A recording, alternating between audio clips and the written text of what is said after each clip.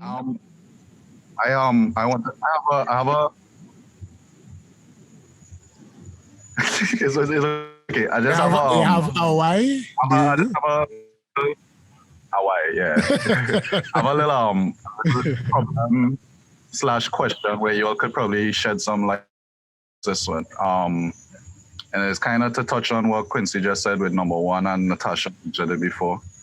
The issue with clients not knowing what they want and we having to figure out what they want. And basically, I just want to know where's the line where it's drawn where we advise and tell, because there's only so much advice we could give a client to try to get them to understand how the systems work and how engagement work and all that.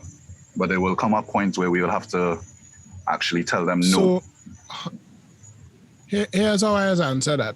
And this is not by any means a foolproof method because you might still meet problems. But at the end of the day, it's a personality thing, yeah. Yeah, at the end of the day, it's somebody had to still make a decision and they have all these barriers to decision. The main one in Trinidad being, and I spoke about this the other day, yeah, people, we generally, because culturally, we are afraid to fail, right? People afraid to take the responsibility on their shoulder to say, I was the one that sanctioned this idea that failed, and that's a big deal because nothing ventured, nothing gained. So there's that, and you'll always have to come up against that and comfort somebody. But it's a case of shoemaker and shoes. When you're going to sell an idea, we might go with an idea that could sell the clients the customers, right?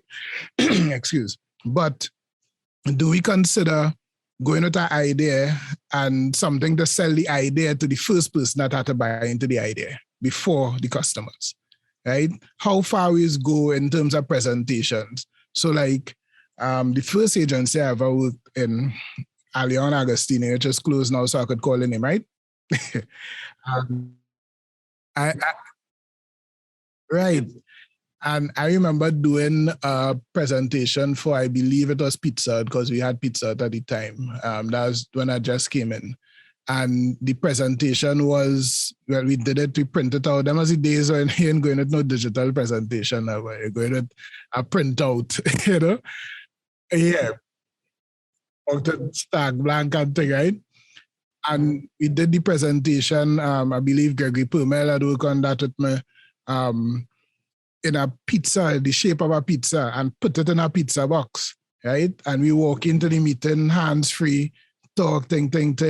Winfield Alion give the presentation and blah, blah, blah, the little intro. And then knock on the door, and the driver at the time, right, come in, Frank was his name, in a pizza kit with the pizza box and present the presentation. He delivered the presentation like a pizza, So all that time, that is charm. You just charming the client. And when you charm the client like that and get them into a space that's receptive for ideas, then they're a little more open, because what you're doing is you're demonstrating creativity, affecting them, and they in a mind space that they could say, okay, if we do this, then we could probably have the same effect that we feel in here today in our customers, So I think that's, So I just take the blame.